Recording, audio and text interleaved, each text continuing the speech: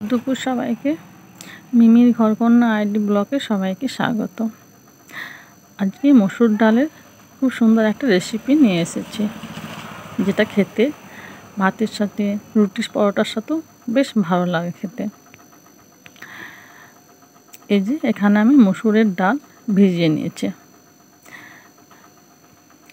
সবসময় কাঁচা সবজি খেয়ে যদি বোর হয়ে যান, তাহলে এভাবে ডাল দিয়ে তরকারি বানিয়ে খেতে পারেন। ডালটা আমি বেটে নিলাম শিলনোড়ায়।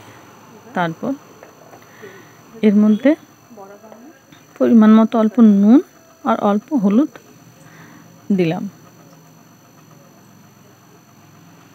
এবার এই ডাল বাটাটা দিয়ে এভাবে বড়া করে নিতে হবে। কড়াইয়ের মধ্যে তেল গরম করে এভাবে বড়ার মতো করে নিতে হবে। এতে আমি একটু আদা, একটু রসুন, একটা লঙ্কা, একটু পেঁয়াজ মশলা বেটে নিলাম।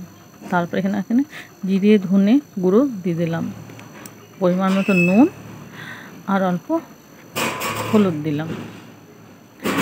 এই দেখো বড়াগুলো আমার ভাজা হয়ে গেছে।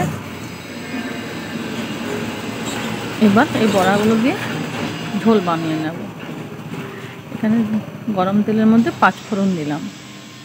তারপর যে বেটে রাখা মশলাটা ছিল ওটা দিয়ে দিলাম,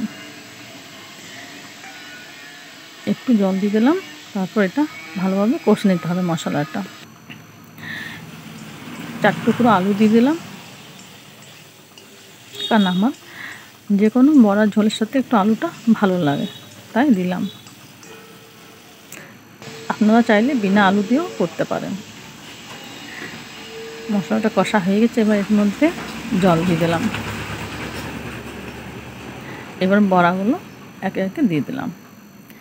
কি সুন্দর এই যে বড়া ঝোলটা হয়ে গেছে আমার। এটা আপনি ভাত দিয়ে, রুটি দিয়ে, সব দিয়ে খেতে পারেন।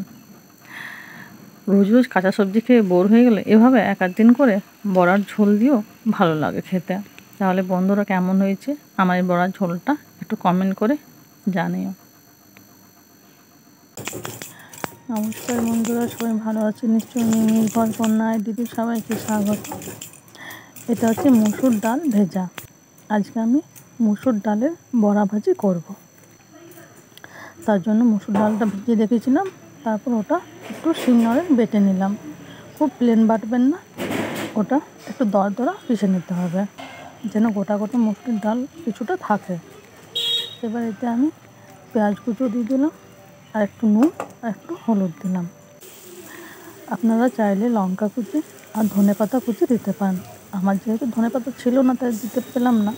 আর লঙ্কা দিলাম না, কারণ আমার ছোটো ছেলে খাবে, তাই। এবার কড়াইয়ের মধ্যে তেল গরম করে তাতে এভাবে বড়ার আকারে ভেজে নিতে হবে। এটা কিন্তু খেতে ভীষণ টেস্টি হয়, ভীষণ কুরকুরে হয়।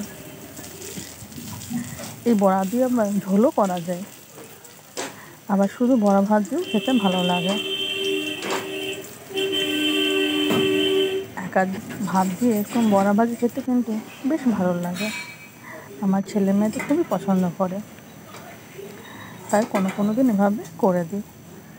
বেসনের বড়ার চেয়ে এভাবে ডাল বাটার বড়া খেতে কিন্তু ভীষণ বেশি টেস্টি হয়। এই দেখুন বড়াগুলো হয়েছে, আর ভীষণ কুরকুরে খেতেও। হ্যাঁ, তাহলে কেমন হয়েছে বড়াটা একটু কমেন্টে জানিও।